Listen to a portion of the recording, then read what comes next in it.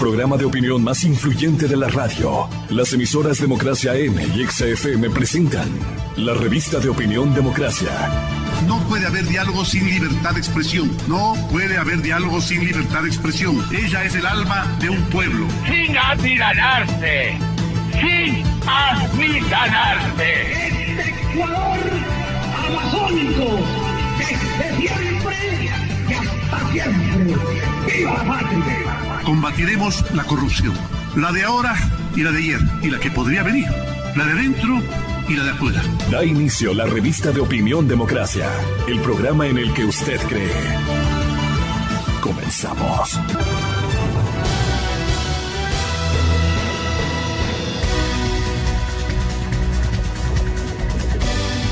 Estamos dando inicio esta mañana, de jueves 4 de junio, ya desde las instalaciones de Radio EXA y la cadena Democracia.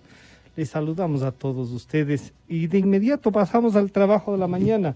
Está en línea el señor economista Fausto Ortiz, exministro de Economía, y un analista económico al que recurrimos permanentemente para el análisis de lo que pasa en economía. Él está entre los miembros de este Consejo Asesor de Economía que anunció el presidente. Si bien luego hubo una rectificación de si no se llegó a un acuerdo, alguna cosa, pero le hicieron decir al presidente. En todo caso, hay un consejo asesor en donde está el señor economista Fausto Ortiz, a quien saludamos en la ciudad de Guayaquil. Economista, buenos días, bienvenido. Me parece que vale la pena hacer un análisis de por qué aceptar en estos momentos este consejo asesor, ¿no? Formar parte del mismo. Y yo me permito decirle que creo que ha hecho bien. Es indispensable que todos pongamos nuestro granito de arena, como se suele decir, pero usted se está corriendo el riesgo en todo caso, ¿no? Bienvenido, buenos días, economista. Gracias, Francisco, buenos días, gracias por la entrevista, saludos cordiales a la audiencia. Sí, la situación es compleja a nivel económico, lo veníamos analizando desde afuera. Fuimos, en el caso personal, consultados por el propio ministro de Finanzas si es que estaríamos dispuestos a formar parte de un consejo de apoyo al tema económico. Eso lo comentamos con el ministro de Finanzas la semana anterior. Le indiqué en lo personal que si es que el ministro de Finanzas pensaba que era adecuado contar con un consejo económico, yo con mucho gusto podría colaborar con Richard Martínez y con el gobierno. Y luego tuvimos reunión también hace unos cuantos días también con el presidente de la República, en donde el presidente de la República personalmente vía electrónica, de una reunión virtual, explicaba lo que él pensaba acerca de este Consejo Económico y comprometimos en el caso de participar. La única condición fue que no sea un tema remunerado, ¿no? que no haya algún tipo de gasto adicional en ese campo, más bien es un grupo que puede hacer consultas. Se está armando. Vemos por lo de anoche, hubo algún problema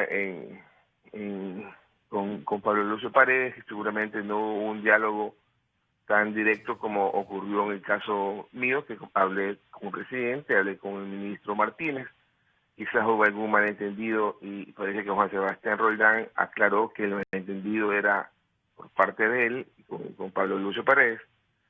Y entonces estamos en esa tarea que vamos a ir creándola para tratar de dar apoyo al gobierno, tratar de opinar que puede ser bien tomado, bien observado en el campo económico en lo que resta del año y en lo que resta del periodo de gobierno. Ojalá se pueda establecer este esquema para beneficio del manejo económico. Economista, bueno, esto del Consejo Asesor, cuando hemos conversado con usted, usted ha manifestado varias ocasiones lo que no se hizo.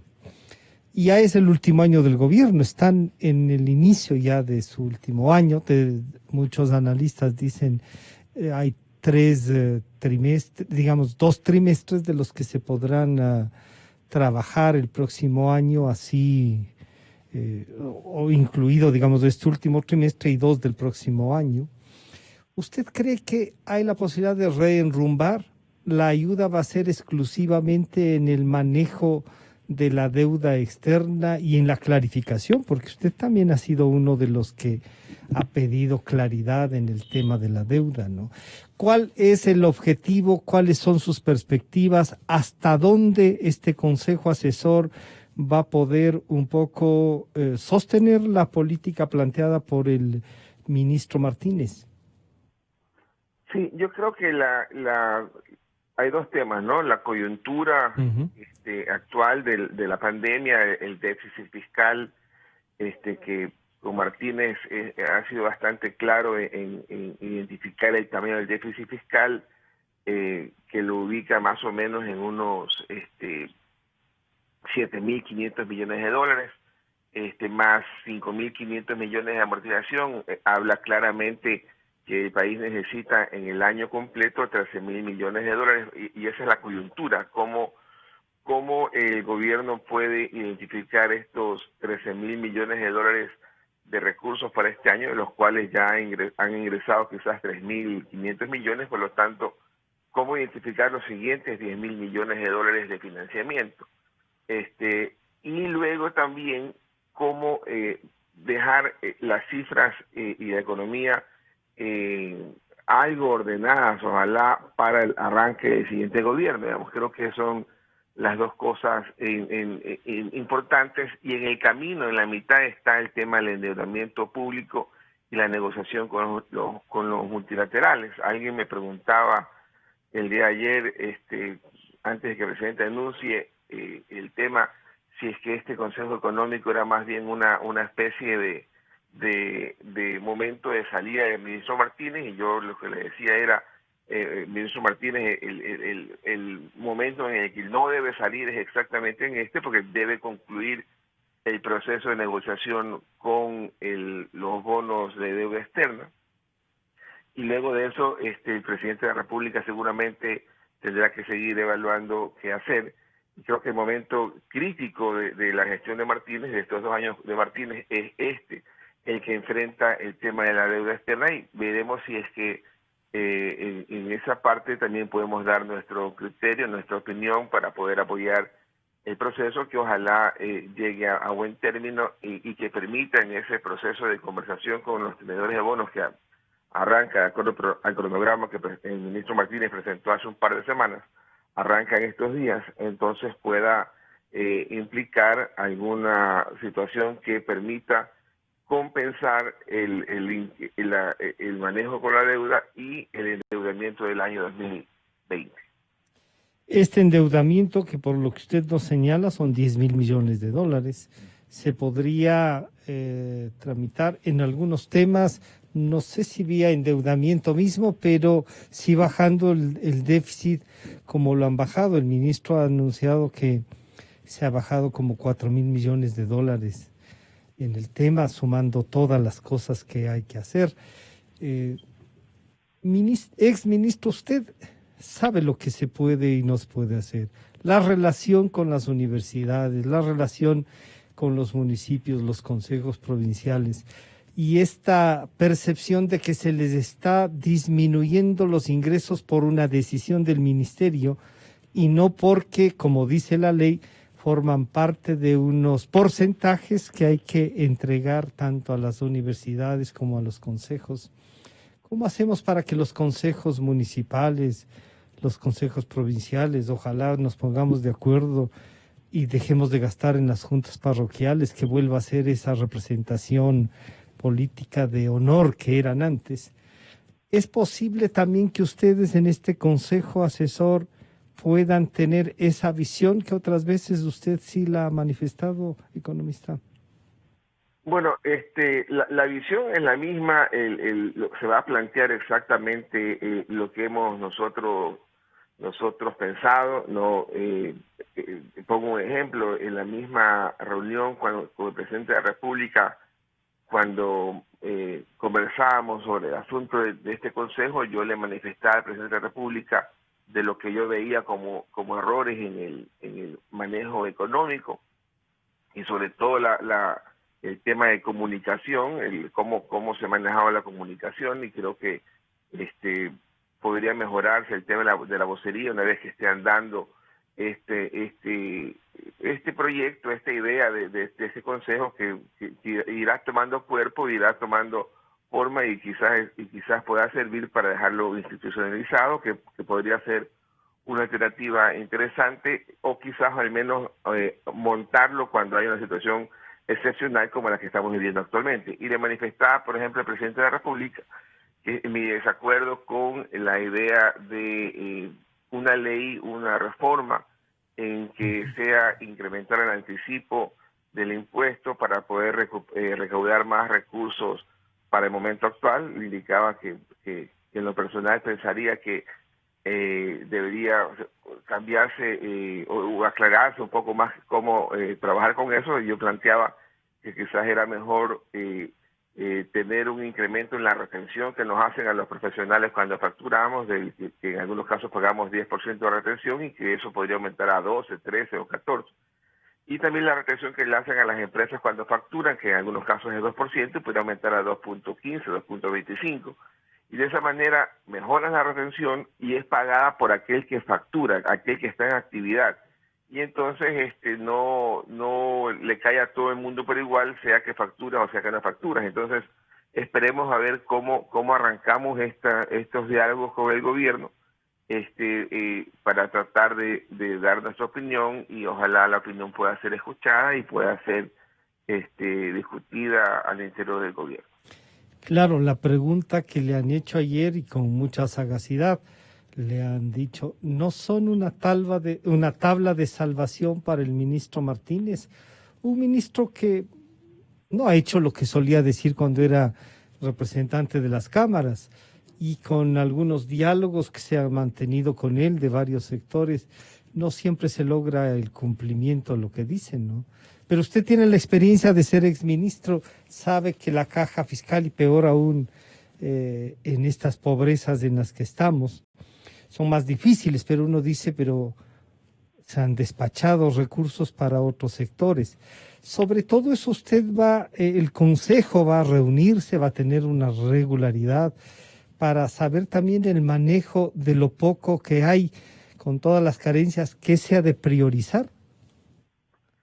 Sí, esa también es la intención. Yo manifestaba en la reunión con el presidente de la República en estos comentarios que nos pedía. Yo le decía que dentro del tema de la comunicación había información, por ejemplo, que muestra el Ministerio de Finanzas sin filtro, y bota información en su página web, y que señalaba, por ejemplo, que en el mes de mayo, el último día de mayo, se habían pagado 500 millones de dólares de deuda, lo cual la información queda suelta ahí, y la tomamos, y pareciera que hemos vuelto a pagar, adicional de los ripos, hemos vuelto a pagar 500 millones adicionales de deuda.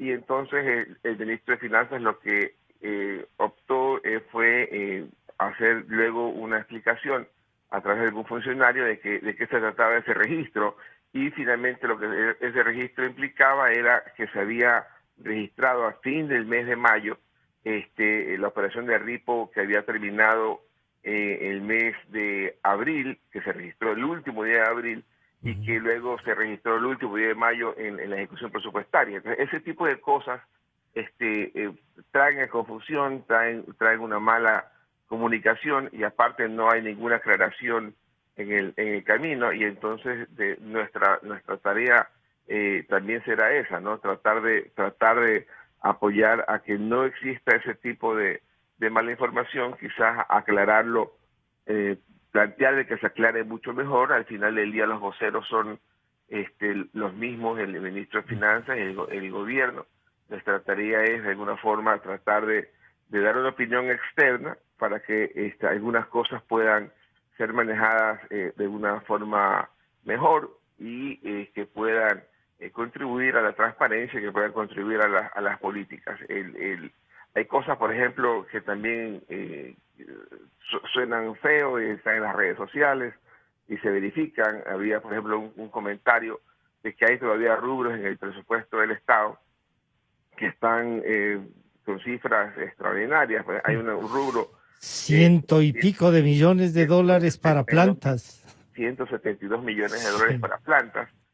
Hubo una explicación por ahí desafortunada que le dieron en finanzas a la ministra de Gobierno, y la ministra de Gobierno aparentemente la repitió que eran cuentas que estaban con ciertos valores en ciertas partidas controladas que ellos manejan para poder distribuir, lo cual eso no debería ocurrir.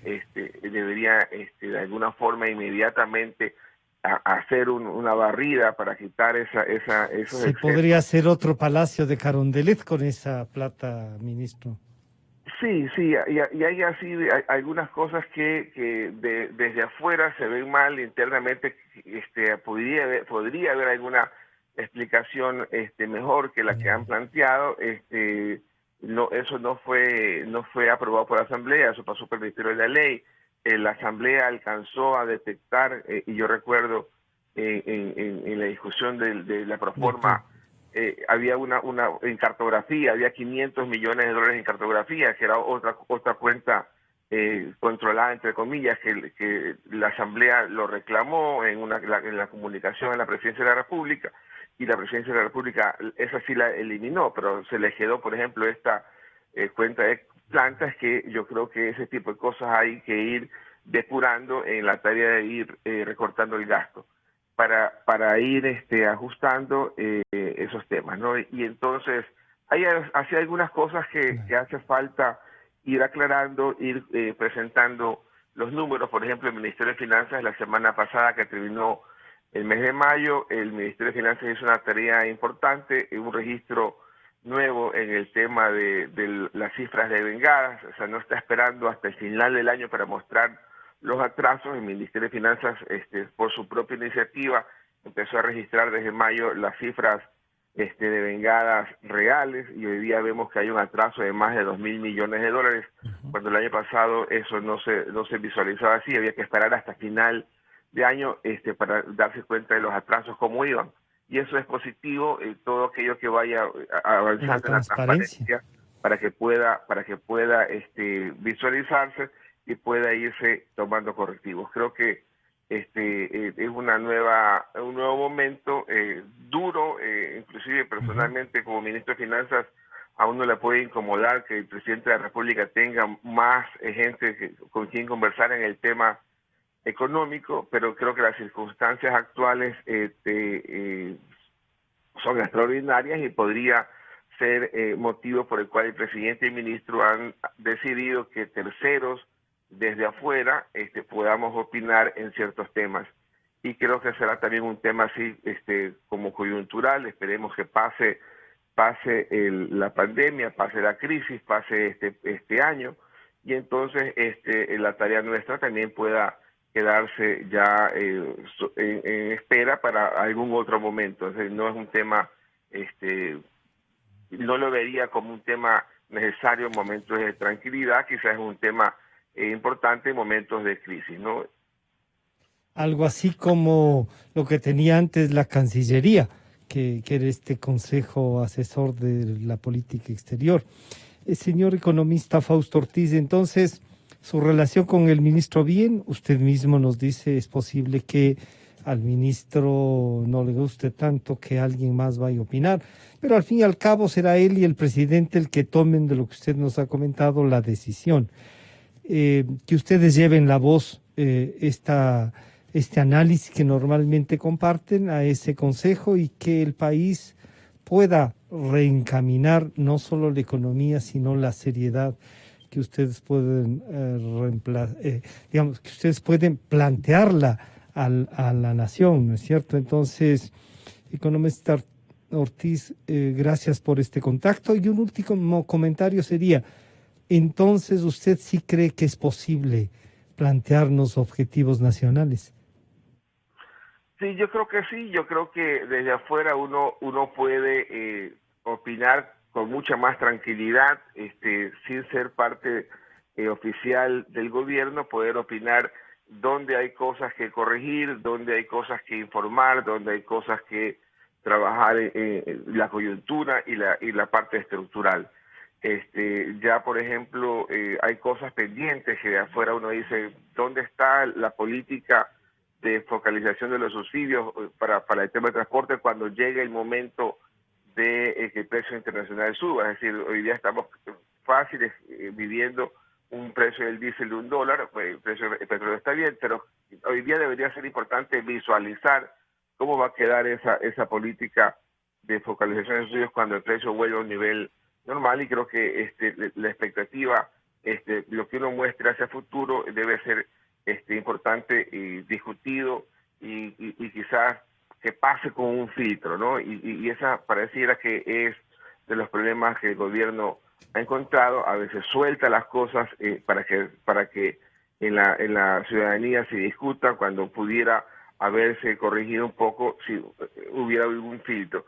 Y nosotros a la vez tenemos también como analistas, como miembros de este grupo, tenemos la participación de otra gente que también puede opinar, es decir, se vuelve de alguna forma un consejo, no de una persona, 2 o 5, que es lo que el gobierno espera llegar a tener, un consejo de 5 personas, que a su vez tendremos atrás nuestro un grupo de gente que nos puede estar opinando en el tema económico.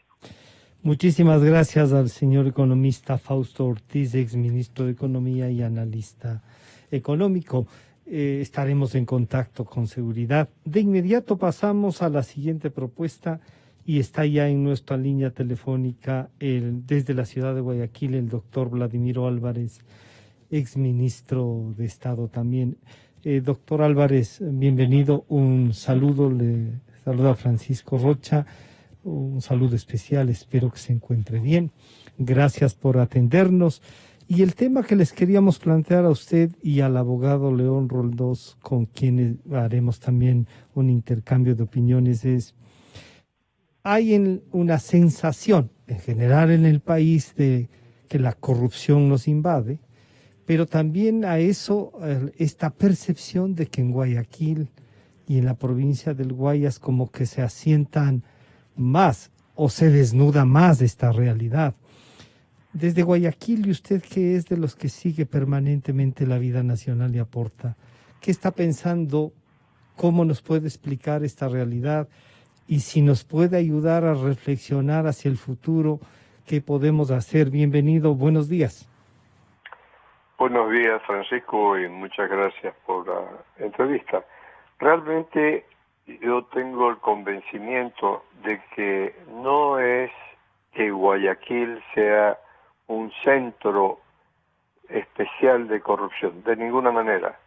En Guayaquil, en general, en la provincia del Guayas, al igual que en otras ciudades y provincias del Ecuador, por no hablar del mundo, la corrupción se da por una falta de formación humana integral en principios y en valores, porque quien llega a una función pública debe tener la convicción, debe tener la íntima satisfacción de poder servir en el ejercicio de esas funciones públicas para solucionar los problemas y para mejorar el ámbito en el cual tiene una responsabilidad. De tal manera que sí, efectivamente, la corrupción es una pandemia que hay en este momento en el Ecuador, pero lo estamos viendo en todas partes, en muchas provincias,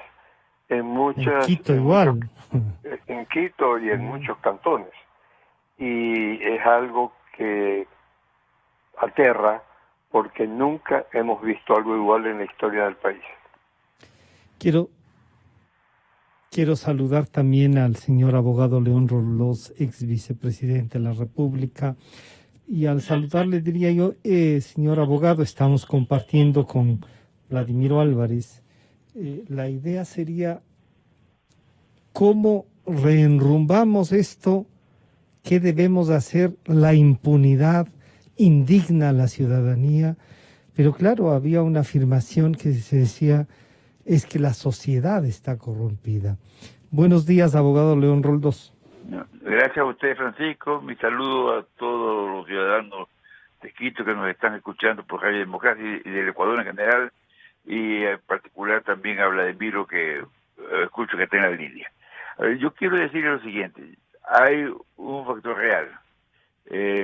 La generalización de la práctica de corrupción se une a varios problemas. Se une a una burocracia que además complica los procedimientos de compra, y entonces quien obtiene facilidades para compras usualmente coparticipa en los beneficios del negocio con quienes deciden en la compra. Y esto es importantísimo porque cuando usted ve que en tema salud en un alto porcentaje, con motivo de esta pandemia, hay sobreprecios groseros, es que hay todo un mecanismo que funciona. O sea, se ha viabilizado estos mecanismos. En parte juega también otro elemento, que es los retardos o las demoras en pagar por parte del sector público. El sector público en el Ecuador hace rato dejó de ser pésimo pagador, pero pésimo es un calificativo educado en el tema. Y entonces, quien quiere hacer negocios en serio con el sector público y pone los precios justos, no tiene idea cuándo le van a pagar, porque los contratos usualmente de esta naturaleza se pagan contra la entrega de los productos. Entrega se tiene 15 días, 20 días más, pero cuando tenemos meses y meses de demora, meses y meses que los trámites no se realizan, entonces viene aquel que tiene el contacto, que tiene el vínculo, que tiene el link, y él se entiende con el gobierno. Por eso es que usted ve nombres desconocidos, compañías de membrete, que son las proveedoras del sector público en el Ecuador. Todo eso tiene una historia, ¿sí? Esto no salió de un día para otro. Esto, como todo lo que es más... Hay una estructura. ¿Aló? Hay una estructura entonces ahí. Sí. Se ha fomentado esta estructura. ¿Por qué? Porque hay esta posibilidad. Y luego usted ve la repetición de ofertantes en 3, 4 partes, pero a su vez esos ofertantes hacen cadena. Es decir, se distribuyen en el mercado. Es igual que en el tráfico de drogas, en cualquier ilicitud, allá está, el mercado está distribuido por los corruptos. Entonces yo creo que esto es importante tomarlo muy en serio. Creo que la fiscal está haciendo muy buen papel, pero sinceramente, mientras haya distribución de espacios de poder, mientras no tengamos un proveedor público que sea capaz de cumplir sus obligaciones de pagar, mientras eso no se dé, la posibilidad de la corrupción es inmensa. Y además de eso, muchos de estos casos ya fueron advertidos en su momento, y ahora salen como sorpresa estos casos. Yo leía que en el caso del prefecto de Guaya, bueno, es una corte que viene desde el año 2012, pero viene ya haciendo juego en el gobierno provincial de Guaya. Primero con el prefecto Jairala, ahora con el prefecto Morales, pero son entornos y ya se fabricaron, se crearon esos entornos. O sea, llega la autoridad y buscan cómo hace el vínculo. Bueno, entonces yo creo que realmente la situación es muy grave, tremendamente grave, porque la responsabilidad política y administrativa no solo está en que diga yo no hice el negocio, sino que bajo su cobertura de alguna manera, bajo su protección, se han hecho los negocios. Señor abogado Vladimiro Álvarez, que un expresidente, que un excandidato que es hijo de este expresidente, que todo su movimiento político, su círculo puedan estar ahí, y uno dice, oiga, no representan a ninguna empresa, les encuentran incluso los medicamentos en las casas. ¿Qué hacen ahí? No tienen votos en la asamblea para ir con lo que nos dice el abogado Roldós, ¿no? Este reparto. Pero el reparto parece que va más allá, que era por silencios guardados anteriormente. Esa percepción política, doctor Álvarez. Sí, realmente es sorprendente al máximo el hecho de que personas como en este caso lo que usted menciona, Francisco, de Abdalá Bucaram Ortiz y su hijo, su entorno, estén participando en negociaciones de esta naturaleza y con actos de corrupción tan elevados. Y yo creo que eso demuestra que es el sistema, es la estructura, como decía el León Roldós hace un momento, es la estructura la que permite que esto ocurra. Pero yo quisiera hacer un pequeño comentario, por favor, sobre el entorno legal en los procedimientos de contratación que permiten todo este tipo de actos de corrupción. Hay que recordar que hace algunos años, antes del gobierno de Rafael Correa, las normas de procedimiento contractual a nivel público establecían la necesidad de que dentro de los procesos primero haya un informe de la Contraloría General del Estado antes de firmar el contrato y luego de la Procuraduría General del Estado sobre la legalidad de lo que se estaba haciendo. Luego de eso se ha firmado el contrato. Pero ya en el gobierno de Rafael Correa se eliminó ese procedimiento y se establece simplemente que pueden firmar los contratos de acuerdo con las normas internas, con los criterios que tengan los diversos funcionarios públicos encargados de la contratación. Eso da lugar indiscutiblemente a estos actos de corrupción porque no tienen un control previo, sino un control posterior. Es decir, ya después de que hayan firmado, después de que se hayan llevado la plata, después de que haya habido un perjuicio al Estado, después de que los bienes o los servicios en materia de la contratación se hayan dado en inferioridad de condiciones con lo que estaba estipulado. En fin, es una cadena de una estructura tremendamente dañina y corrupta, que es lo que tiene al Ecuador sorprendido, pero es impresionante que sale un acto de corrupción y luego viene otro acto de corrupción y luego otro acto de corrupción que tapa los anteriores. Ya ahorita, por ejemplo, la mayor parte de la opinión pública ha dejado de prestar atención qué pasó, por ejemplo, con el juicio de los sobornos 2012-2016. Ya nadie habla de eso. Hablan de los nuevos casos, del caso del prefecto del Guayas, de Manaví, es increíble. Entonces, un acto de corrupción tapa y hace olvidar los anteriores. No puede ser.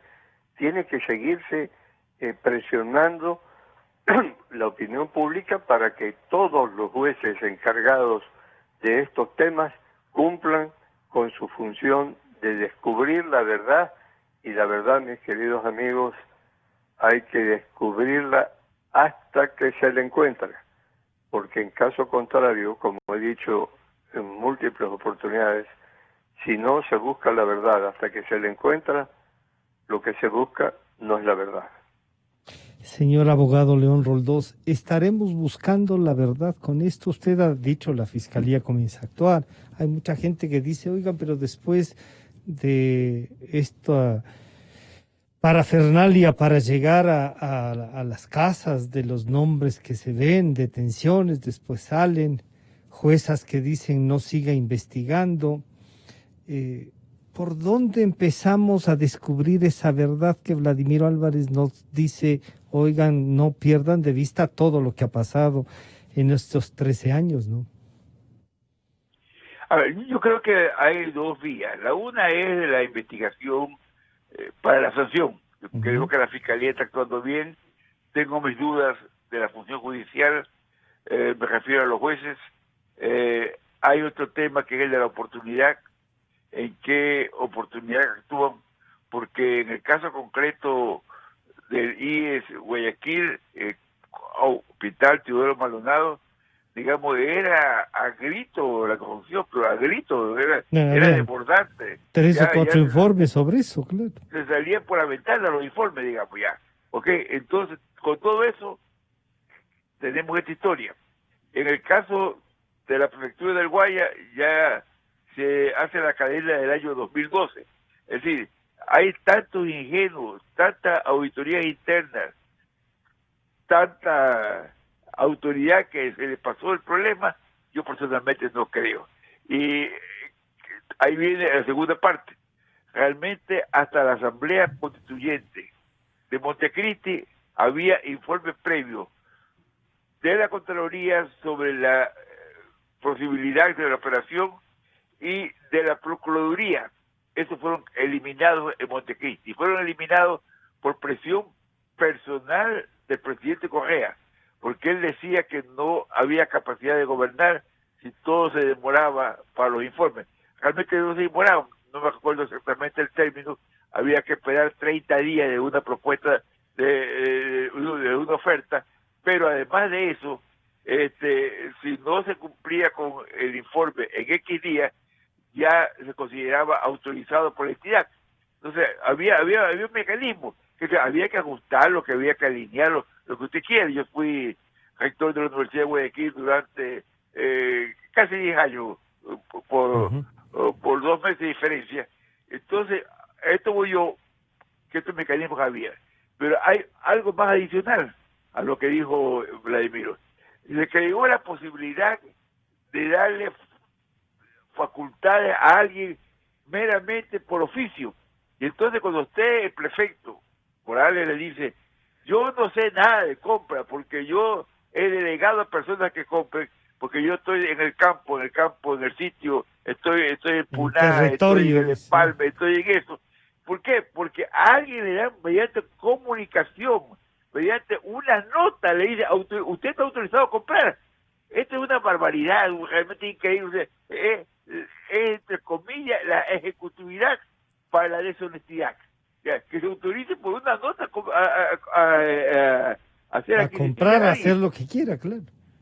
Claro, realmente es una barbaridad. Y lo que le dicen es, yo estoy en territorio, no he visto eso, y la responsabilidad de haber nombrado a ese funcionario, de haberle encargado, incluso lo que usted nos recuerda, de haberle firmado la autorización para la compra, los alcaldes, los prefectos, además dedicados a comprar insumos, sino con las coordinaciones de qué. ¿Qué nos está pasando, abogado? Bueno, hay una crisis moral profunda, y sí, tú también la condición de pésimo pagador del Estado. Sí, esa es quizá una de las mayores trabas, ¿no? Porque si usted quiere vender al mejor precio con descuento, y sabe que no le van a pagar en 3 meses, no hace ninguna oferta. ¿Para qué va a hacer oferta, digamos? Ya. O le carga para el costo del dinero de esos 3 meses. Pero claro, y además de eso, hay casos como este de la señora Ocle, en que usted en cualquier tienda de barrio podía comprar más barato los alimentos. En cualquier tienda de barrio, así de simple. ¿Por qué? Porque todo esto está dañado, todo esto ya es un sistema mafioso.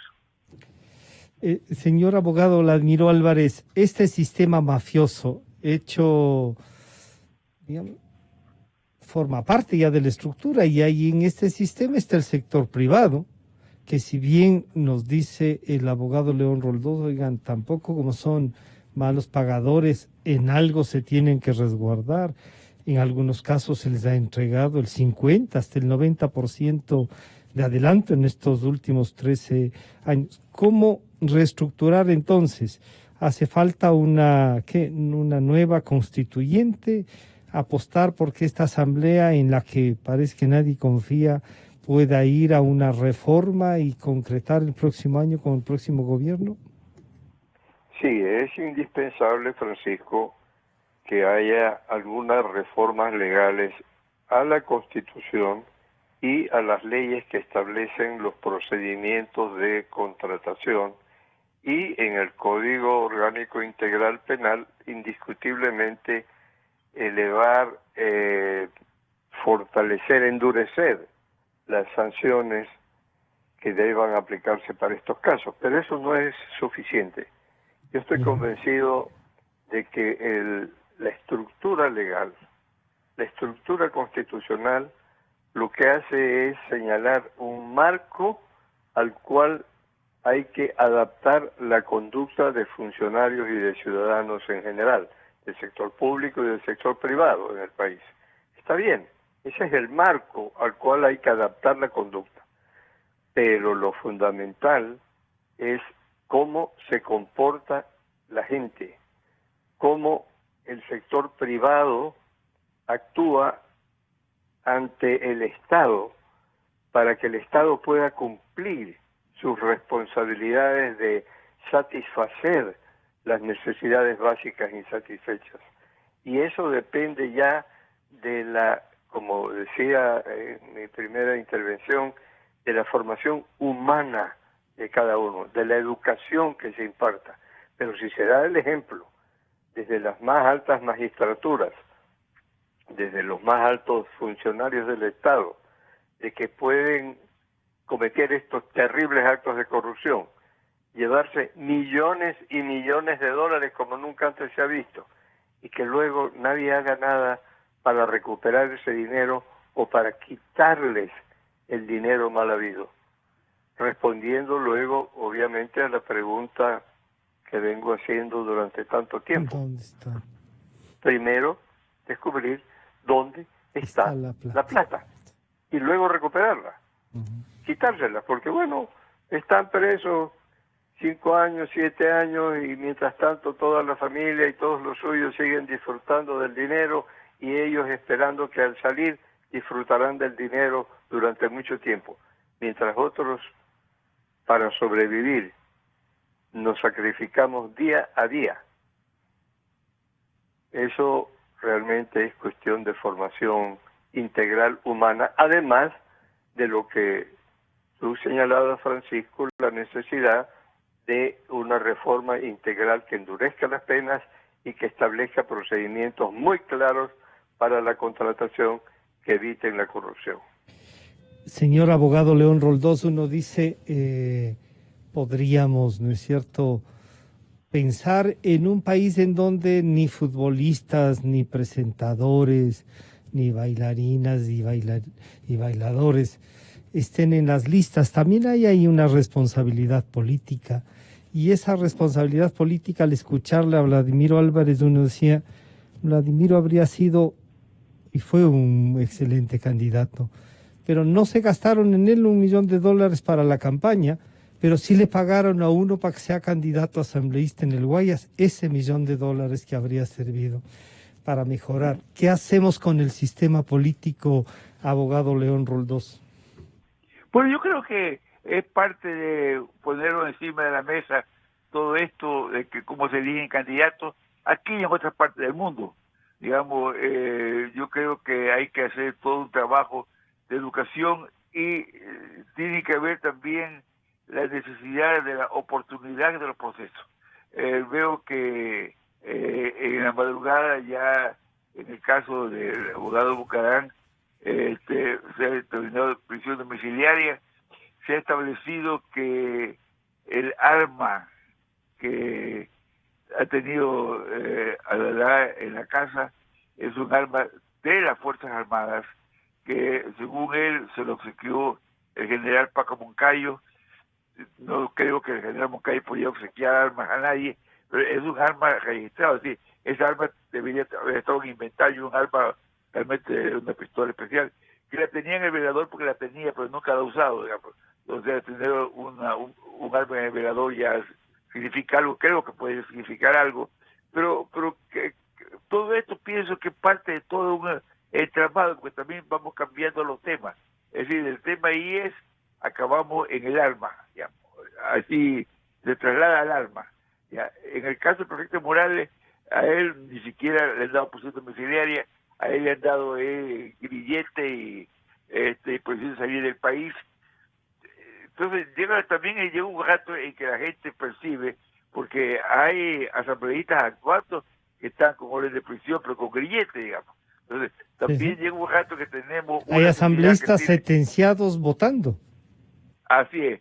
Entonces tenemos una sociedad en que tenemos un cuarto o un quinto con medidas de esta naturaleza, pero que están ejerciendo el poder, que están ejerciendo. Entonces yo digo, ¿estamos bien así? No sé si lo estamos bien o somos algunos que estamos medio chiflados. Capaz nosotros somos los chiflados, los otros ciudadanos. Insisto, yo no estoy acusando nada a nadie, pero creo que las evidencias tienen que ser puestas oportunamente y decidido todo oportunamente.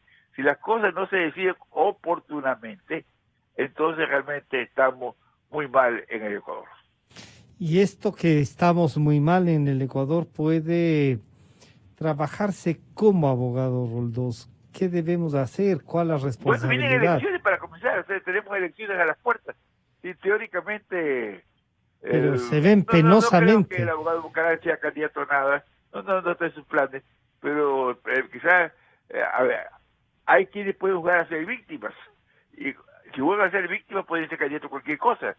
Entonces, llega un rato. Y además, todo esto, la percepción, por ejemplo, en el caso de Manaví, fue que se habían distribuido los hospitales y se habían distribuido las obras en la función política. Por eso, cuando Mendoza estaba trabando el proceso de la ley urgente, a todo su entorno lo comenzaron a perseguir y a detener. Y Mendoza prefirió irse para Manaví, no estar en Quito, digamos. Después ya retornó a Quito. Entonces, pero volvemos al tema de que los actores del ejercicio del poder son los mismos que están investigados por ilícitos de esta magnitud.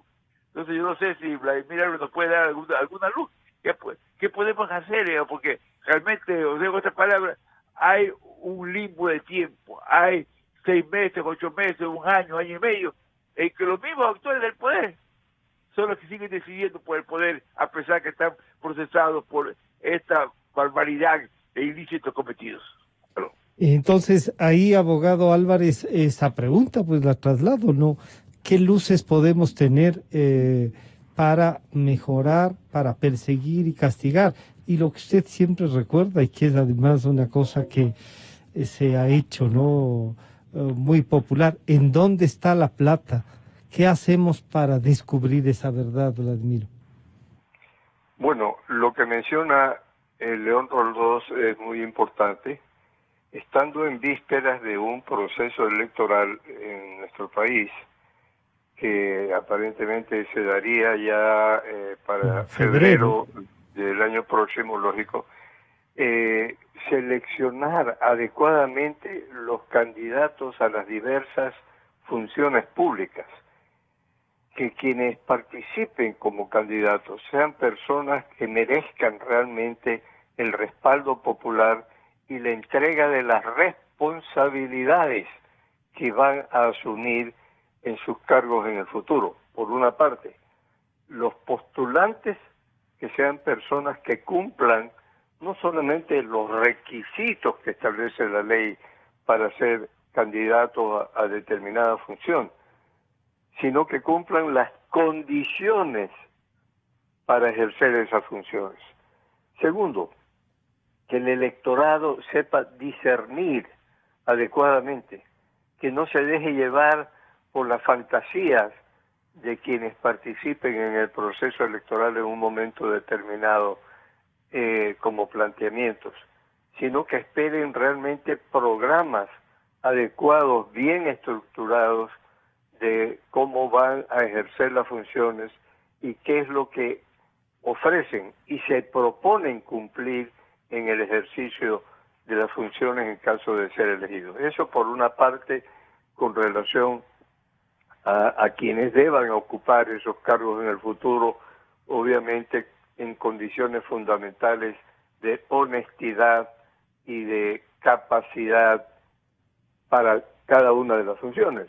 Como ustedes mencionaban, que no haya en un momento determinado alguien que por ser un buen deportista, un atleta, por ser un buen cantante o por ser una buena bailarina en un momento determinado que distraiga la atención de los presentes, sea elegida, sino que el pueblo sepa elegir de acuerdo con las condiciones.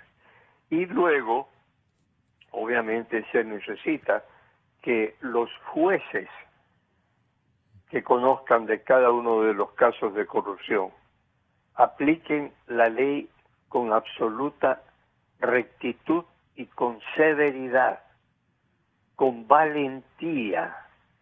La valentía en el ejercicio de la función judicial es fundamental, obviamente, aparte de cumplir con los procedimientos establecidos en la ley, con el establecimiento del derecho a la legítima defensa dentro de los procesos, y luego que las sanciones que apliquen sean ejemplificadoras para el futuro.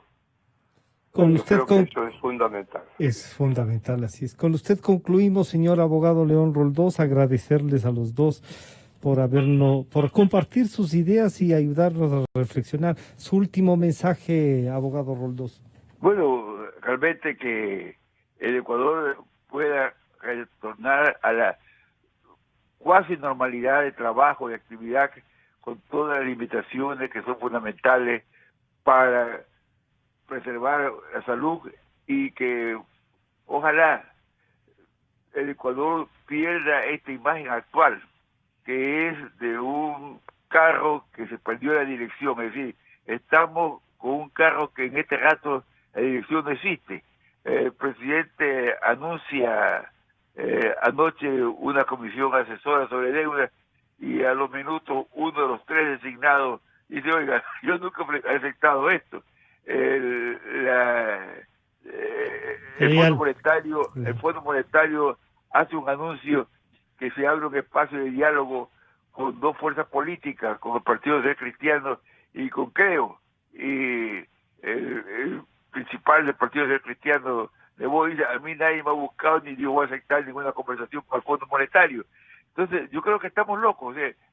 Hay no hay rumbo en este país, digamos. Existe un carro que perdió la dirección. Entonces yo creo que fundamental es que el presidente Moreno, aquí no hablamos de cambio de presidente cuando faltan meses para una elección, el presidente Moreno retome el real ejercicio del poder, y que los entornos de él, son fundamental, también sean coherentes y coordinen las decisiones que se tomen. Muchísimas gracias al señor abogado Vladimiro Álvarez Grau y al señor abogado León Roldós, con quienes hemos reflexionado el momento político. Luego de este corte regresamos con más. Con toda la fidelidad, un manejo informativo solvente. Democracia. Inicio de espacio promocional y publicitario. Llegó el momento de volver a